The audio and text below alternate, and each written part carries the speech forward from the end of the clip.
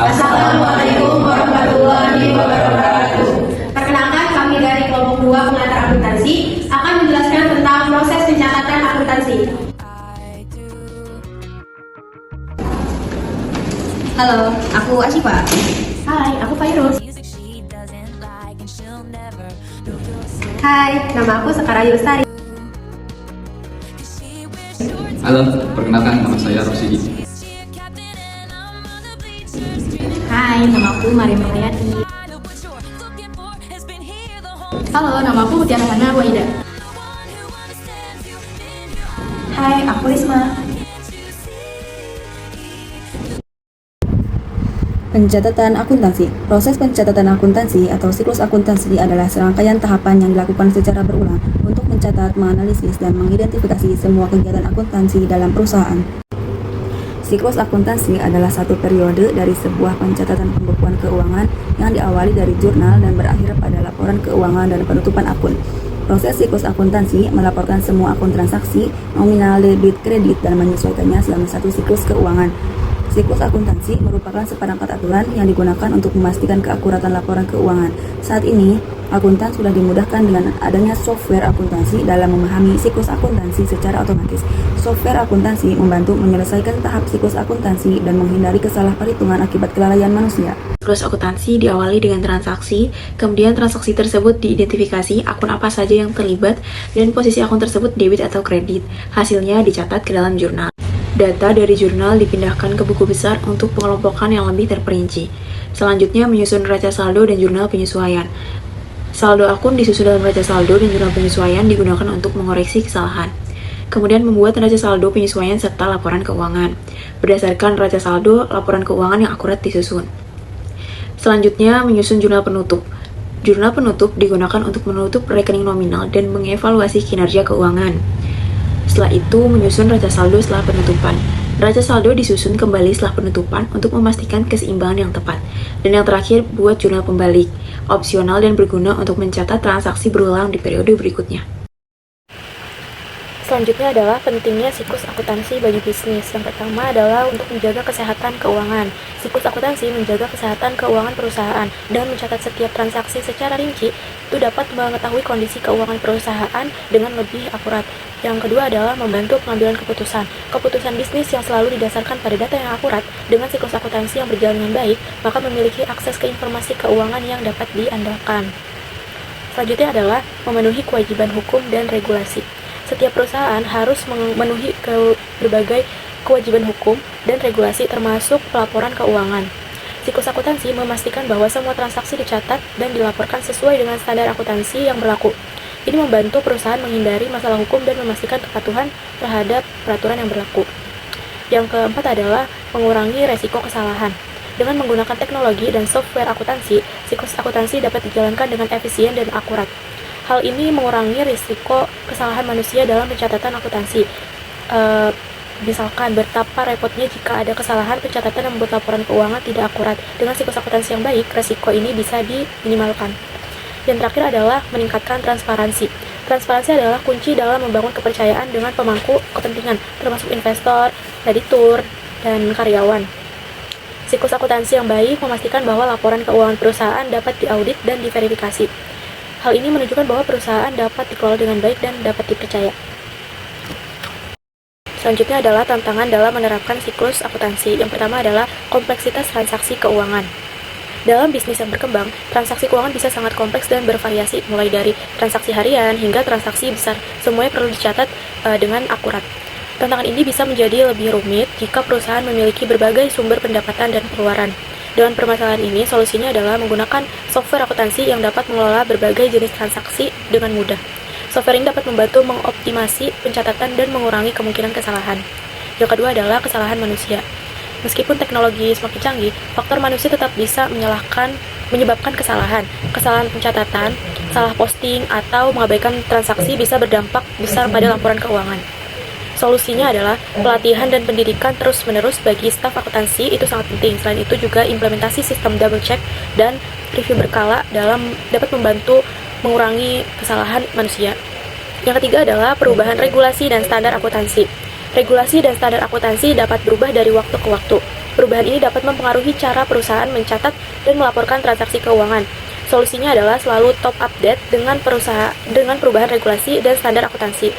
Mengikuti seminar, workshop, dan berlangganan newsletter dari lembaga akuntansi yang dapat bisa membantu perusahaan tetap terinformasi. Yang keempat adalah pengelolaan data yang besar. Perusahaan besar biasanya memiliki volume yang sangat besar. Mengelola data ini dapat menjadi tantangan tersendiri, terutama dalam memastikan semua data dicatat dan disimpan dengan benar. Solusinya adalah investasi dalam teknologi big data dan cold storage bisa membantu pengelola data dengan lebih efisien. Selain itu, dipastikan ada sistem backup yang handal untuk mencegah kehilangan data. Yang terakhir adalah keterbatasan sumber daya. Tidak semua perusahaan memiliki sumber daya yang memadai untuk menjalankan siklus akuntansi dengan optimal. Kekurangan tenaga, teknologi, dan dana bisa menjadi hambatan. Solusinya adalah outsourcing fungsi akuntansi ke pihak ketiga bisa menjadi alternatif yang efektif. Selain itu, prioritas alokasi sumber daya pada aspek akuntansi yang paling penting bisa membantu mengatasi keterbatasan. Ada dua jenis siklus akuntansi. Yang pertama, siklus akuntansi perusahaan jasa. Perusahaan jasa bergerak tanpa produk fisik. Mereka menawarkan layanan intangible seperti konsultasi dan pelayanan profesional. Jasa profesional seperti akuntan, jasa perjalanan wisata seperti transportasi tradisional, bimbingan belajar di bidang jasa pendidikan, dan masih banyak contoh lainnya. Masih ada sebagian orang percaya bahwa bisnis jasa tidak memerlukan siklus akuntansi.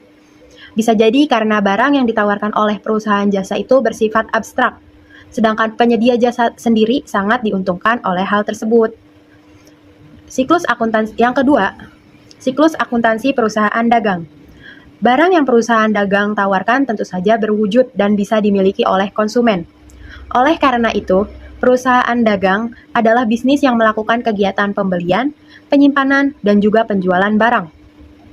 Biasanya akun seperti penjualan, biaya persediaan, dan harga pokok penjualan termasuk ke dalam siklus akuntansi perusahaan dagang. Oke, yang selanjutnya adalah tahapan siklus akuntansi. Segala sesuatu yang termasuk dalam bidang akuntansi dicatat selama periode tertentu dengan menggunakan prinsip, aturan, proses, metode, dan teknik akuntansi. Yang pertama adalah identifikasi transaksi. Transaksi keuangan harus diidentifikasi dan dilacak dengan cermat. Identifikasi setiap transaksi adalah tahap pertama siklus akuntansi. Akuntan harus secara akurat menyelesaikan tugas identifikasi ini, yang dapat mereka lakukan dengan melacak setiap transaksi yang terjadi. Transaksi akuntansi yang kamu catat yakni transaksi yang secara langsung mempengaruhi perubahan status keuangan perusahaan dan kamu evaluasi secara objektif. Untuk melakukan identifikasi, transaksi juga harus memuat dokumentasi transaksi. Kwitansi, faktur, nota, dan dokumen lain yang sah dalam bidang akuntansi yang dapat berguna sebagai bukti transaksi. Oleh karena itu, setiap transaksi dapat akuntan catat dan identifikasi, terutama yang terkait dengan perubahan situasi keuangan perusahaan. Double entry system digunakan dalam akuntansi sebagai metode pencatatan. Oleh karena itu, transaksi akuntansi memengaruhi debit dan kredit keuangan dengan cara yang sama. Secara sistematis menggunakan persamaan seperti aktiva sama dengan kewajiban ditambah ekuitas. Selanjutnya adalah pencatatan transaksi dalam jurnal. Langkah siklus akuntansi selanjutnya setelah kamu menyelesaikan analisis transaksi adalah mencatat setiap transaksi dalam jurnal keuangan. Jurnal adalah catatan kronologis transaksi selama periode tertentu yang berguna dalam akuntansi. Sedangkan penjurnalan adalah tindakan memasukkan informasi tersebut. Setiap transaksi terbagi menjadi dua kategori selama proses penjurnalan, yakni debit dan kredit. Kamu dapat menuliskan pencatatan ini di dalam jurnal umum. Tanpa menghilangkan transaksi apapun, pencatatan harus kamu lakukan secara sistematis dan berhati-hati. Sehingga kamu akan menerima jumlah debit kredit yang sama pada masa akhir.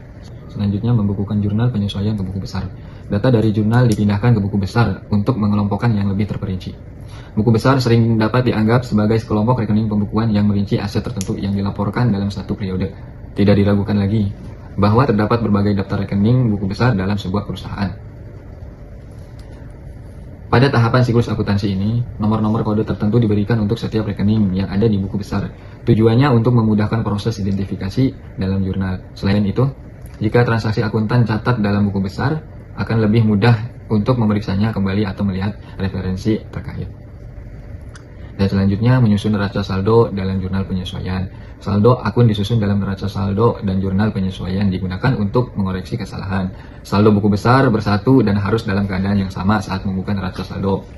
Saldo terbagi menjadi aktiva dan pasiva. Kemudian kamu susun sehingga kedua saldo jumlahnya sama besar.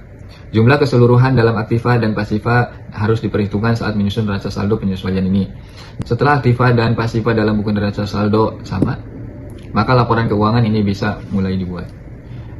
Banyak laporan termasuk laba rugi, laporan perubahan modal, laporan arus kas, dan neraca menghitung likuiditas.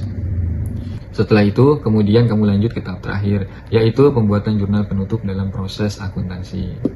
Dan yang selanjutnya adalah menyusun jurnal penutup. Jurnal penutup digunakan untuk menutup rekening nominal dan mengevaluasi kinerja keuangan pada akhir periode akuntansi. Jurnal penutup ini kamu buat dengan menutup rekening nominal atau rekening laba rugi.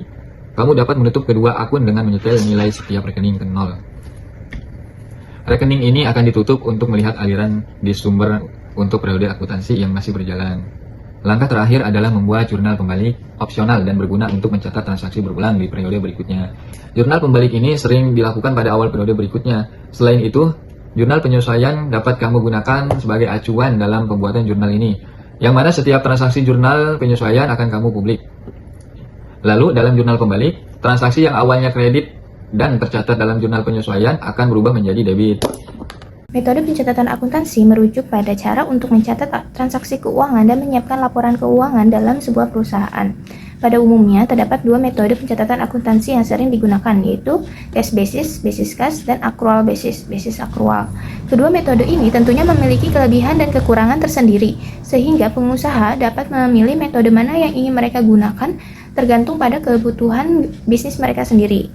Pertama yaitu cash basis atau basis cost. Metode cash basis adalah metode pencatatan yang mengakui pendapatan dan pengeluaran ketika terjadinya transaksi sesuai dengan arus kas, real time, atau singkatnya, metode ini adalah metode yang hanya mencatat transaksi saat ada penerimaan maupun pengeluaran kas. Sebagai contoh, Ibu Tina menagih pembayaran kepada klien sebesar 100.000 pada tanggal 13 April, sedangkan Ibu Tina baru menerima pendapatan atas tagihan yang dilakukannya pada tanggal 10 Mei, maka dari itu Ibu Tina akan melakukan pencatatan pendapatan pada bulan Mei saat pendapatan diterima dan bukan pada bulan April saat penagihan pembayaran. Ibu Tina mencatat pendapatan pada tanggal 10 Mei saat pembayaran diterima. 10 bulan 5 kas 100.000. Lalu pendapatan 100.000. Metode pencatatan cash basis banyak diterapkan oleh pengusaha dengan usaha kecil menengah, dikarenakan proses pembukuannya yang sederhana dan mudah diterapkan.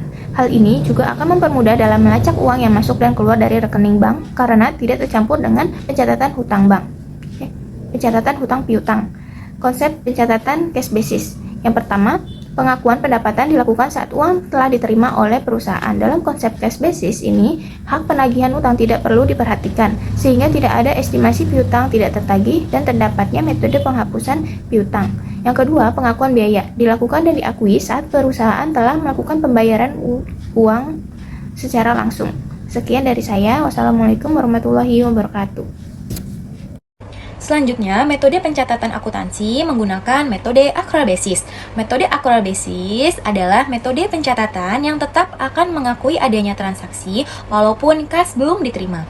Lalu bagaimana konsep pencatatan accrual basis? Konsep pencatatan accrual basis yang pertama, pengakuan pendapatan, di mana dilakukan saat perusahaan mempunyai hak untuk dilakukan penagihan walaupun belum ada uang yang diterima. Yang kedua, pengakuan biaya dilakukan saat kewajiban membayar belum terjadi dan belum dilunasin, namun biaya sudah diperhitungkan terlebih dahulu sebagai kewajiban yang harus dibayar di masa depan, sehingga tercapai nama akun akurat expense.